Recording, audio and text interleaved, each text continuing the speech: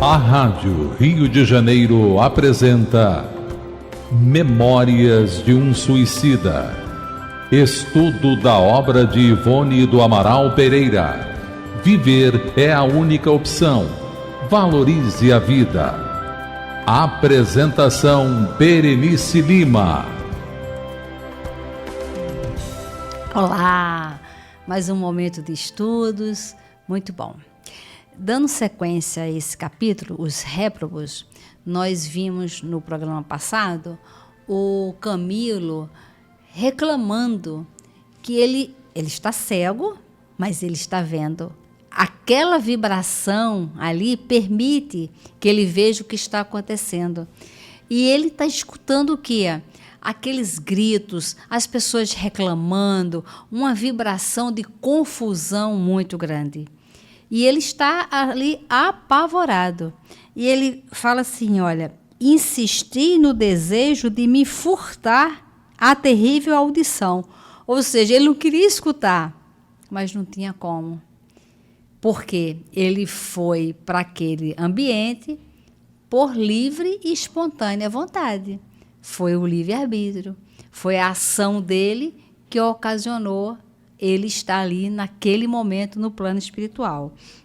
Então ele diz, após esforços desesperados, levantei-me, meu corpo enregelado, os músculos retesados por entorpecimento geral, dificultavam-me sobremodo o intento. Todavia, levantei-me. Ao fazê-lo, porém, cheiro penetrante de sangue e vísceras putrefatos reacendeu em torno, repugnando-me até as náuseas. Partia do local exato em que eu estivera dormindo. Não compreendia como poderia cheirar tão desagradavelmente o leito onde me achava. Por que isso? Ele desencarnou antes do tempo, pelo suicídio. Ele estava com muito fluido, estava vivenciando uma vida, um planejamento reencarnatório, e ele rompe com aquela situação. E ele está vivenciando tudo isso, o corpo apodrecendo. Só que isso a gente tem que entender que não é um castigo, absolutamente. Ele é que decidiu passar por essa situação. Agora, ele poderia ter pedido ajuda, só que o egoísmo e a vaidade dele fez com que ele não pedisse ajuda. Outro dia, na rádio, no programa Analisando os Fatos, nós fizemos um programa, eu estava presente no programa do Eduardo e da Fátima Miranda, e tinham duas pessoas convidadas, um era o Júnior e a outra era a Mônica, irmã do Júnior. E o Júnior, o programa era sobre drogas, e o Júnior falou que ele foi um rapaz de 17 anos que se envolveu completamente com as drogas. E a Mônica, que é a irmã, reunida com a família, e como ela tinha mais tempo disponível, ela colou nele para resgatá-lo. E conseguiu. E ele é muito agradecido a ela. Só que ele falou que no auge do vício dele, aquele vazio, aquela existência vazia, aquela dor, ele quis ajuda. E ele pediu ajuda. E Jesus deixou a dica para a gente: pedi e obtereis. Quando a gente pede ajuda, a ajuda chega. No caso do Júnior, a família, essa irmã o ajudou. Hoje ele é uma pessoa limpa, ele é uma pessoa sem vício, é pai de família, tem a sua profissão, é bem-sucedido na sua profissão, emprega outras pessoas e agradece muito por ele ter tido a coragem de pedir ajuda.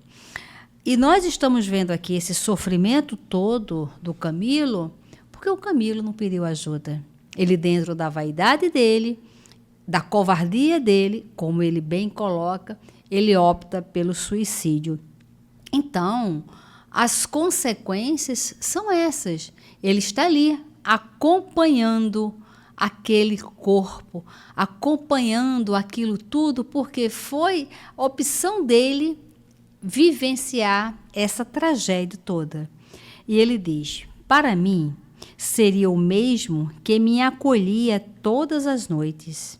E, no entanto, que de odores fétidos me surpreendiam agora.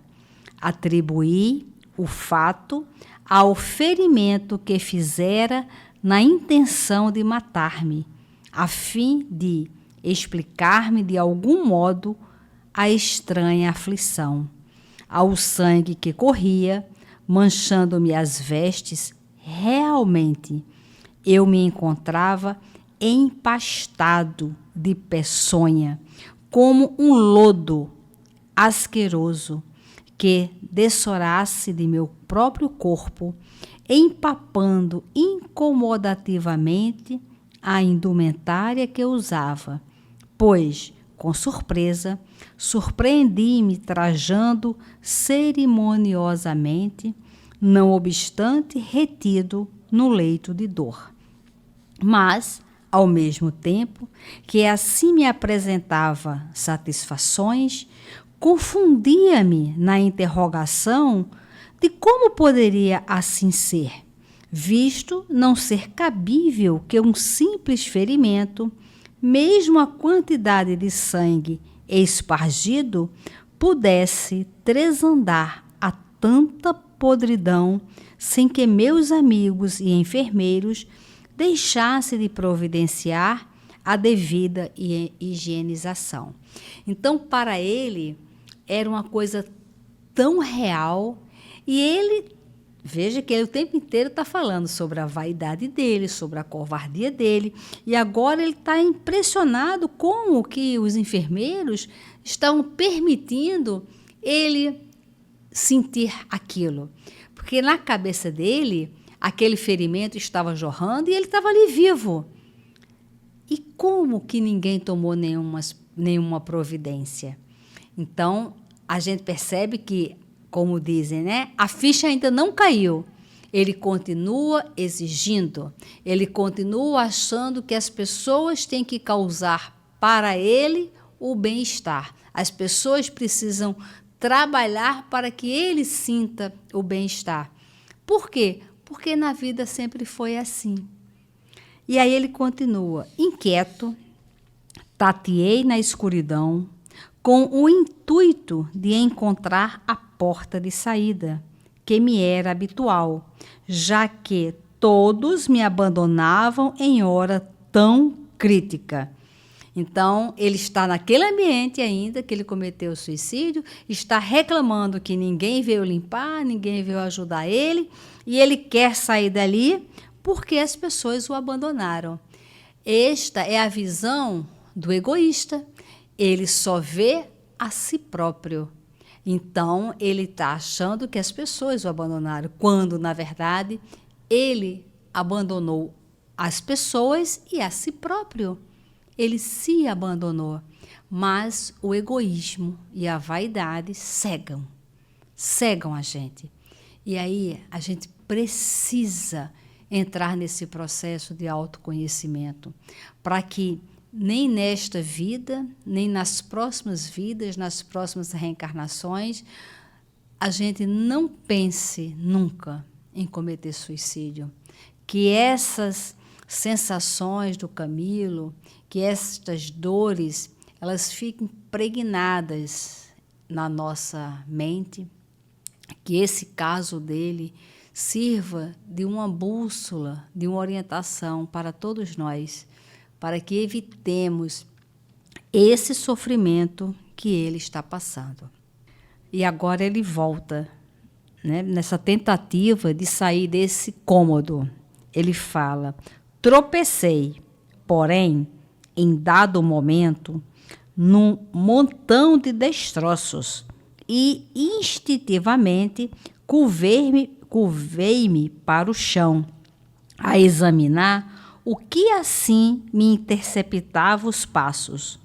Então, repentinamente, a loucura irremediável apoderou-se de minhas faculdades e entrei a gritar e uivar qual demônio enfurecido, respondendo na mesma dramática tonalidade à macabra sinfonia, cujo coro de vozes não cessava de perseguir minha audição, em intermitências de angustiantes expectativa.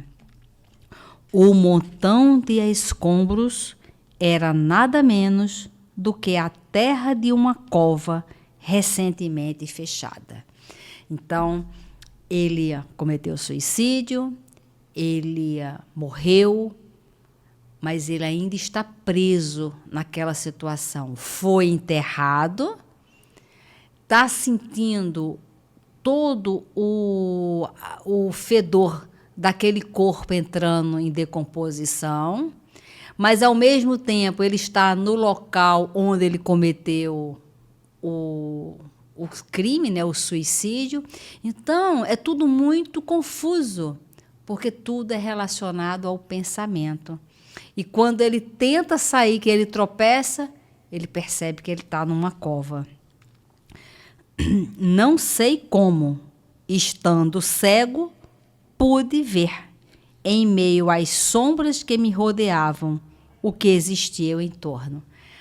Olha, porque naquele momento era necessário ele enxergar o que estava acontecendo. E a cegueira é do corpo físico, mas ele não consegue enxergar além dessa vibração que ele está de sofrimento. Por quê? Porque a vibração dele está ali, em suicídio, em crime. Então, ele não pode enxergar algo a mais onde a sua própria vibração não permite. É como estamos numa rádio. Para se conectar com a Rádio Rio de Janeiro, é 1400 AM. Se colocar em uma outra rádio, mesmo no mesmo ambiente, você não consegue ouvir aquela frequência, porque a sua frequência que você colocou é outra. Então, quando a gente comete esses desatinos, pela lei, nós ficamos na mesma frequência. E ele fala, eu me encontrava num cemitério. Os túmulos, com suas tristes cruzes em mármore branco ou madeira negra, ladeando imagens sugestivas de anjos pensativos, alinhavam-se na imobilidade majestosa do drama em que figuravam. A confusão cresceu. Por que me encontraria ali? Como viera, pois nenhuma lembrança me ocorria. E o que viera a fazer sozinho, ferido, dolorido, extenuado? Era verdade que tentara o suicídio, mas, ou seja, ele não sabia que ele tinha concluído o suicídio. Aqui ele sabe que ele deu um tiro, que o sangue está jorrando, que ele reclamou que ninguém veio socorrê-lo, ninguém veio ajudá-lo, então ele queria sair para procurar ajuda, quando, na verdade, ele já se matou, já houve o enterro e ele ainda está preso naquela ideia egoísta dele. Ele nem percebeu o que aconteceu à sua volta. E ele continua. Sussurro macabro, qual sugestão irremovível da consciência, esclarecendo a memória aturdida pelo ineditismo presenciado, percutiu estrondosamente pelos recôncavos alarmados do meu ser. E aí vem agora essas perguntas, né? Que esse sussurro que ele vai escutando. E olha o que ele escutou. Não quisestes o suicídio? Pois aí o tens. Só que essa voz macabra, né? Do erro dentro dele. Mas como assim? Como poderia ser se eu não morrera? Acaso não me sentia ali vivo? Por que então sozinho, imerso na solidão tétrica da morada dos mortos? Olha que confusão que ele está passando, porque ele não sabe que ele morreu. Ele está descrevendo todas essas sensações, que ele está escutando essas vozes, essas vozes de algazarra, de confusão. Ele descreve muito bem, ele sente o fedor do corpo ali em putrefação, ele vai sentindo tudo, mas ele ainda não sabe que morreu, né? No Livro dos Espíritos, a questão 163, que faz parte do capítulo 3 do Livro dos Espíritos, que tem o título do capítulo Retorno da Vida Corporal à Vida Espiritual. Tem um subtítulo que é Perturbação Espiritual, e a questão 163 é: deixando o corpo, a alma tem imediatamente consciência de si mesma? E a resposta é: consciência imediata não é bem o termo. Ela fica algum tempo em estado de perturbação. É o normal. Por conta do suicídio, é uma perturbação muito mais profunda. E aí a pergunta 164 é a seguinte: todos os espíritos experimentam no mesmo grau e pelo mesmo tempo a perturbação que se segue à separação da alma e do corpo? Porque é isso que ele está sentindo aí, ele está experimentando essa agonia toda. E Kardec quer saber se é o mesmo tempo para todos. E ele diz: não, depende da elevação de cada um. Aquele que já está purificado se reconhece quase imediatamente, porque se libertou da matéria durante a vida do corpo. Ao passo que o homem carnal, aquele cuja consciência não é pura, guarda por muito mais tempo a impressão da matéria. E o que comete o desatino do suicídio fica muito pior.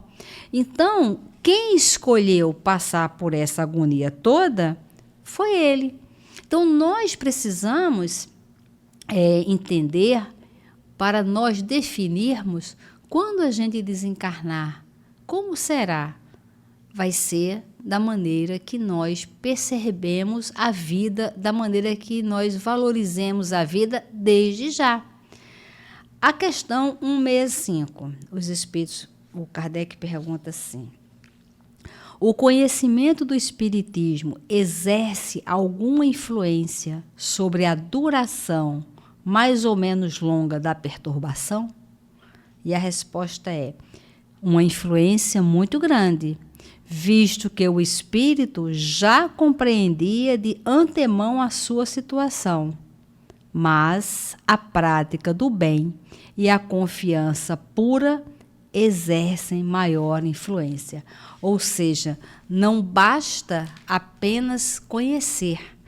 Nós temos que ter ações práticas para que a gente colha essas boas sensações, que a gente colha, né, do mundo espiritual o bem-estar. E aí ele vem falando aqui: os fatos irremediáveis, porém, impõem-se aos homens como aos espíritos com majestosa naturalidade. Não concluíra ainda minhas ingênuas e dramáticas interrogações, e vejo-me a mim próprio como à frente de um espelho, morto, estirado num caixão, em franco estado de decomposição, no fundo de uma sepultura, justamente aquela sobre a qual acabara de tropeçar. Então, ele está vendo aquilo que ele criou, aquilo que ele promoveu. Ele não desejou a morte dele, então ele está vivenciando aquilo que ele desejou e que ele colocou na prática. E aí ele diz: fugi, espavorido, desejoso de ocultar-me de mim mesmo, obsediado pelo mais tenebroso horror, enquanto gargalhadas estrondosas de indivíduos que eu não lograva enxergar explodiam atrás de mim e o coro nefasto perseguia meus ouvidos torturados. Para onde quer que me refugiasse? Como louco que realmente me tornara, eu corria, enquanto aos meus olhos cegos se desenhava a hediondez satânica do meu próprio cadáver apodrecendo no túmulo, empastado de lama gordurosa, coberto de asquerosas lesmas que, vorazes, lutavam por saciar em suas pústulas a fome inextinguível que traziam, transformando-o no mais repugnante e infernal monturo que me fora dado conhecer. É uma cena difícil, é uma cena dolorida, é de muito sofrimento, mas que essa cena fique registrada em nós, porque essa cena está acontecendo porque o Camilo assim desejou. Ele desejou a morte dele. E é um pacote. Quando a gente deseja alguma coisa, ela traz consequências. Ele desejou, ele aplicou na prática e as consequências são essas. E aí ele diz: quis furtar-me a presença de mim mesmo, procurando incidir no ato que me desagraçara, isto é, reproduzir a cena patética do meu suicídio mentalmente, como se por uma segunda vez buscasse morrer, a fim de desaparecer na região do que a minha ignorância dos fatos de além-morte eu supunha o eterno esquecimento. Então ele quis se matar de novo, quando ele viu que ele não tinha conseguido. E aí a gente tem que entender que a morte não existe. É só o corpo que precisa ficar no planeta Terra para ele se transformar, porque nem o corpo morre, ele se transforma em várias outras coisas. Nós, espíritos, como diz nos prolegômenos do Livro dos Espíritos, somos espíritos indestrutíveis, imortais, e os que Jesus deixou para nós. Só existe vida e vida em abundância. Nós precisamos viver agora encarnado para nós vivermos muito bem desencarnados e assim progredir sempre. Muita paz.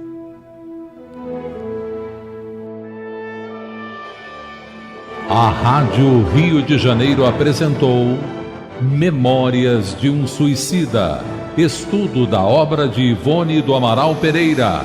Viver é a única opção. Valorize a vida.